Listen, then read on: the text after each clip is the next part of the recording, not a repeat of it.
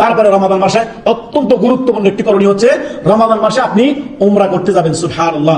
যারা আমরা সৌদি আরবে আছি, আমাদের জন্য সহজেই 1-1.5 রিয়াল মধ্যে আপনার উমরা হয়ে যাচ্ছে। যারা দেশে আছেন, তাদেরকে আল্লাহ তাআলা সামর্থ্য দিয়েছেন, তারা এই রমাদান মাসে উমরা করবেন। রমাদান মাসের উমরার অনেক ফজিলত রয়েছে। এই মর্মে বুখারীতে হাদিস 1863 নম্বর হাদিস, মুসলিম শরীফে 1256 নম্বর হাদিস। রাসূলুল্লাহ সাল্লাল্লাহু আলাইহি ওয়াসাল্লাম বলেন, উমরাতু ফি রমাদান তা'দিলু হাজ্জান আও হাজ্জান মা'i। অর্থাৎ নবী সাল্লাল্লাহু আলাইহি ওয়াসাল্লাম বলেন, রমাদান মাসের একটি উমরা নবী সাল্লাল্লাহু আলাইহি ওয়াসাল্লামের সাথে হজ করার পূর্ণ নাকি আপনি পেলেন। সুবহানাল্লাহ। একটি উমরা আপনি যদি রমাদান মাসে করেন, নবী তা'দিলু হাজ্জান, হজের নাকি পেয়ে গেলেন আপনার, আও হাজ্জান মা'i। নবী সাল্লাল্লাহু আলাইহি ওয়াসাল্লাম যেন সে আমার সাথে হজ করলো। সুবহানাল্লাহ।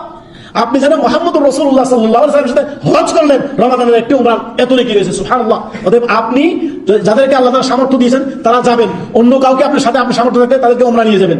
দেশ থেকে যারা আসতে পারবেন, যাদেরকে আল্লাহ তাআলা সামর্থ্য দিয়েছেন, তারাও উমরা করবেন। যারা এখানে আছেন, সম্ভবত রমাদান মাসে অবশ্যই উমরা করার চেষ্টা করবেন। আল্লাহ আমাদেরকে তৌফিক দান করুন। আল্লাহুম্মা